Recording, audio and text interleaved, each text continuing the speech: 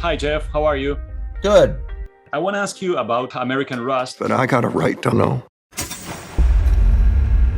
What got you interested in this project? What got you involved in such a way that you're now also the executive producer of it?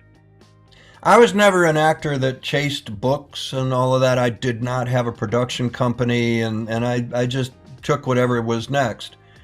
But in 2005, my agent at the time said, let's go see this book reading. The author is really good. It's his debut novel. His name is Philipp Meyer, and it's called American Rust. And it was small town people, trying to, do better than what they were given. And so I identified with it. I grew up in a small town, and then we hired the best people we could find and turned them loose and let them do what they do on a series where the writing and the story is complicated and intelligent. Just do your job and I'll watch out for you.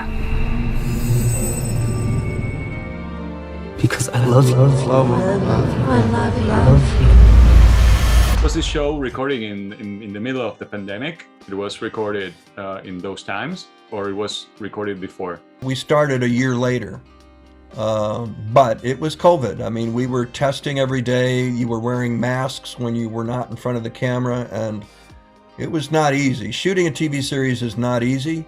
COVID made it harder. We were probably the safest place in Pennsylvania while we were shooting. I don't care who else is looking for him. I want him first. Did you feel that it touched you somehow in the way you performed, or you did the show? I came out, it was more of this. I came out of the pandemic more grateful for what I get to do. When you've been doing this for over 40 years, you can get tired of it. And unless you're challenged, unless I'm challenged, the writing is strong, I don't know how to do the character, I've got to figure him out. If all of that lines up, then I get interested in doing it again. But I with the pandemic, I was ready to retire and say, you know what, it's been great. I mean, I'll do American Rust and then that'll be it. But coming back after a year of not being able to do what I've been doing for 40 years, I missed it. It brought back the enthusiasm for acting that I've had for a long time. The oath we all took together was we'd do this for each other.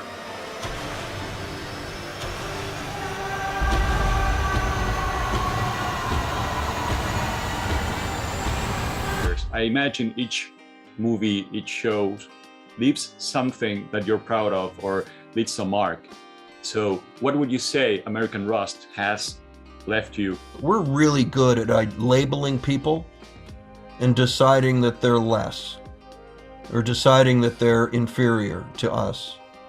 Whether it has to do with the amount of money you have or where you live, where they live, the breaks that you've gotten that you now feel were destined for you, where these people didn't get those breaks. They're good people who didn't get the breaks you did and are just searching for a little decency, a little justice, maybe even a little bit of love that you take for granted. And these people aren't bad people. The steel mills left Pennsylvania and left these people behind. That's not their fault. But they're the ones who were left behind. They're the ones that are, like the title says, they're rusting. Thank you a lot for your time. It's been an honor. And I must say that I envy what you have behind you. I just have one over here. I don't know if you get to see it. I have only one guitar, but I would love to hear more from you, literally, with all you need more. You need more guitars hanging on your wall. No, I need more time with you, but it's been really an honor. I've been following you for a lot of years. So thank you so much for taking the time to talk with us. Appreciate it. Thank you.